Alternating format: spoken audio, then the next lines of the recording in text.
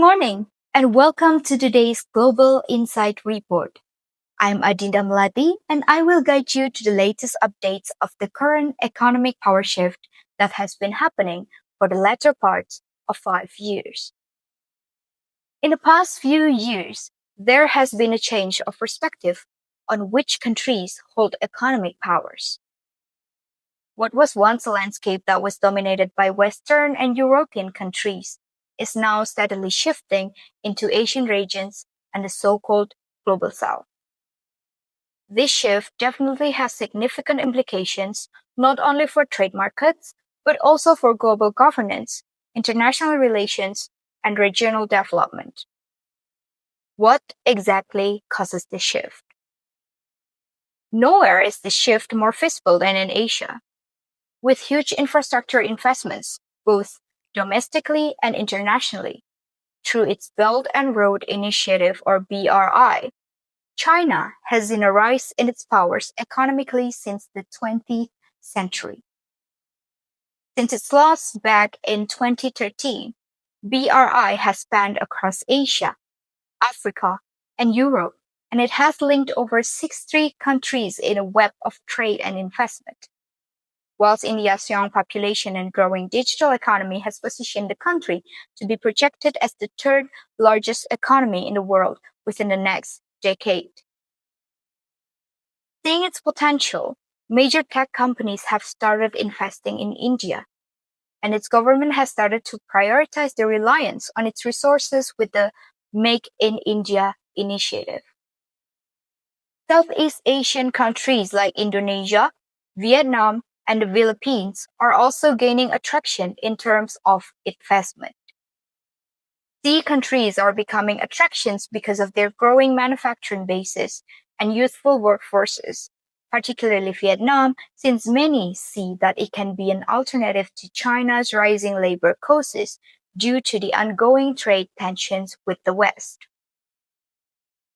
Although Western countries still hold influential powers, it's hard to say that there hasn't been a decline ever since the 2008 financial crisis.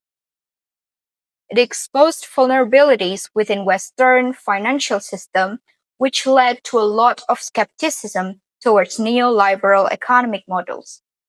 Meanwhile, other emerging economies weathered the crisis relatively well and continued to grow. The COVID-19 pandemic further highlighted weaknesses in Western supply chains and governance. In contrast, many Asian countries, particularly in East Asia, managed to contain the virus more effectively and recover faster economically. This divergence further accelerated the economic shift. One of the clearest signs of changing economic order is the trend toward de-dollarization. For decades, the US dollar has been the dominant global currency, used in most international trade and held as a reserve currency by the central banks around the world. However, several countries are now actively seeking alternatives. Russia and China, for instance, have increased the use of their own currencies in bilateral trade. The BRICS nation, Brazil, Russia, India, China, and South Africa have discussed creating a new currency or a basket of currencies to reduce reliance on the dollar. Recently, countries like Brazil and Argentina have signed agreements to conduct trade in their national currencies, and Gulf nations are beginning to explore alternatives as well. This shift is not just economic, but also political. Many countries view dollar dependence as a form of vulnerability, especially given the ability of the US to impose sanctions and exert financial pressure through its control of global financial systems. The BRICS grouping has also become a symbol of this shifting power dynamic. Once seen as a loose coalition of emerging economies, BRICS has grown in ambition and coordination. In 2023, BRICS announced the expansion of its membership to include countries like Saudi Arabia, Iran, Ethiopia, Egypt, and Argentina transforming into BRICS Plus.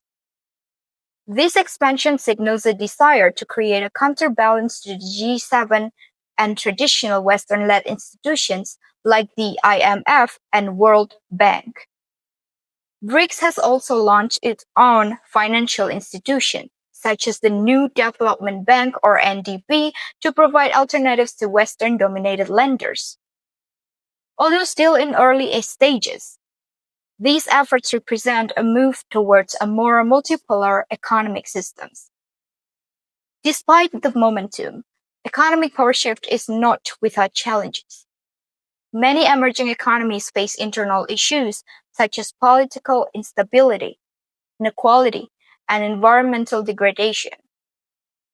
Furthermore, global challenges like climate change, pandemics, and technological disruption require cooperation across old and new powers alike. Western countries are also adapting. The European Union is investing in green technology and digital transformation, while the United States is focusing on industrial policy and supply chain resilience. These moves indicate that while power is shifting, the West is not retreating, but recalibrating. This global economic power shift is reshaping the world order in real time. While it does not signal the end of Western dominance, it certainly marks the beginning of a more multipolar world. In this new landscape, cooperation, competition, and complexity will define international economic relations.